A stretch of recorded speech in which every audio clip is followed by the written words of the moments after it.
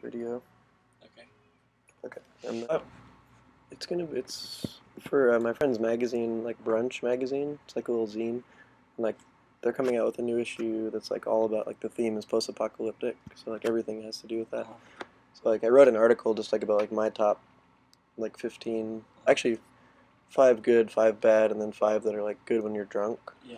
And then I wanted to have like another thing, like just an interview with you, like as a kind of a supplement to my article, and then hopefully put it on like their blog or something like, like that. So that's basically it.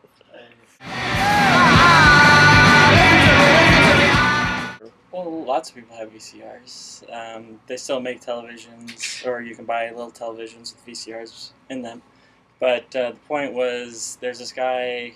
We already had a big collection of weird stuff ourselves, but this guy Video Bob started coming over to the store, and we had known him through record collecting. He used to own a store in the early '80s, and he has a huge collection of just weird 70s, 80s fantasy sci-fi horror movies that are really hard to find, or I don't know where he finds them.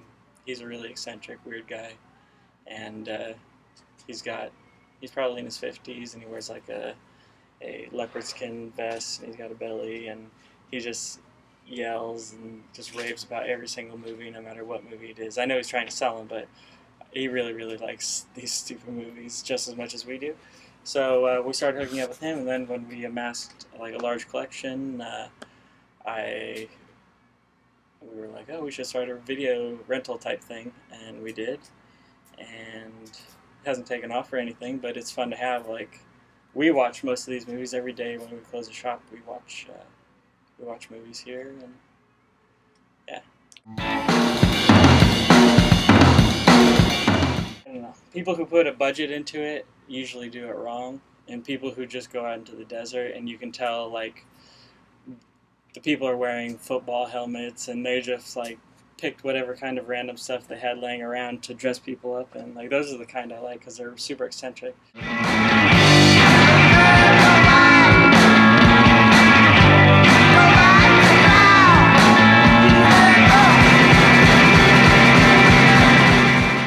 There's this one called W.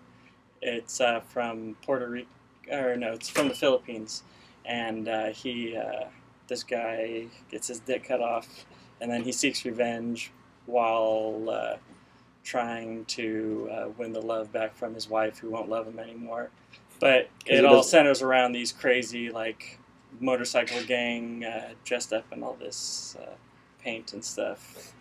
W is super weird, just out of the Philippines, and put it in one night and really, really, really liked it.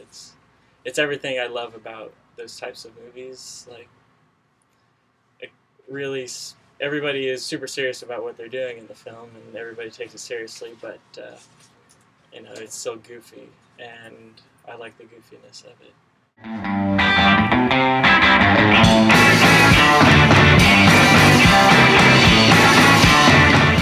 This Raiders of Atlantis I watched the other night, and it's post-apocalyptic but it's there's an earthquake, and then the city of Atlantis raises up from the ground, but it's populated by this like crazy motorcycle gang with face paint. Like, there's a thing that every good post-apocalyptic movie should have, is a motorcycle gang with weird face paint, and they're just randomly shooting people in the neck with arrows. It's directed by I don't know what his name is off the top of my head, but it's a guy who did Cannibal Holocaust, which my friends have just seen and told me about. I haven't seen yet.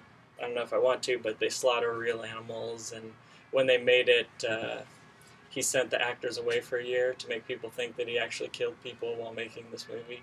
And when they took him to court, he brought in the people into the court, and like totally, it was just a publicity stunt, but he made this movie too, so it's really gory and good.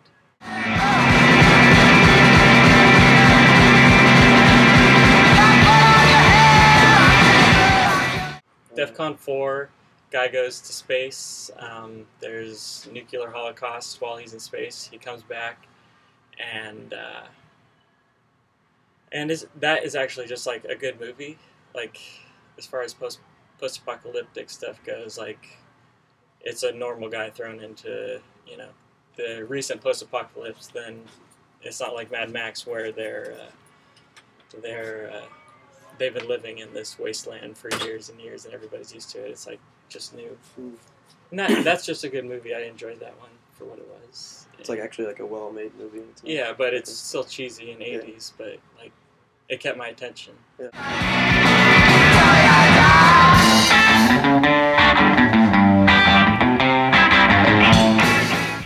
Survivor is really good.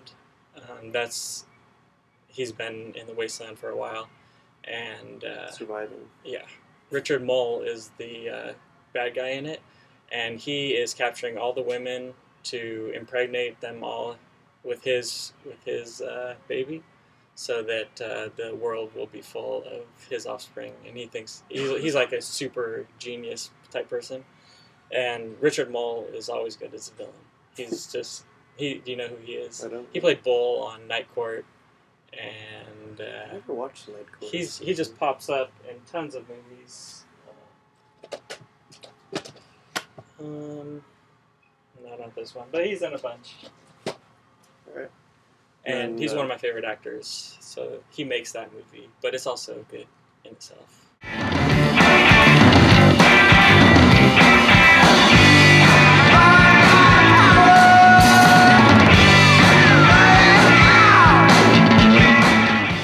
Warrior of the Lost World, which is it was lampooned by Mystery Science Theater 3000, and it's actually pretty good as far as stupid post-apocalypse stuff goes. He rides his motorcycle, and it talks to him, and I just watched that actually. Yeah, I watched the Mystery Science Theater. Yeah, it's on Netflix. I watch it. And the computer, the motorcycle uses like 80s slang. Yeah, and it's like spelling things wrong. So. Yeah.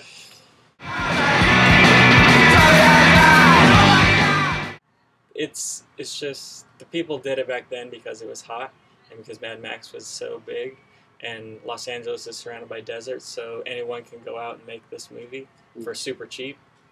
So I think that was the appeal of why there's so many of these movies.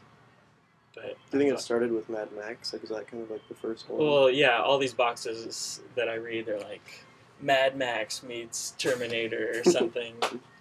They're all trying to be the Mad Max. I'm sure there was stuff before it, but Mad Max was the one that put it on the map, I guess. Yeah.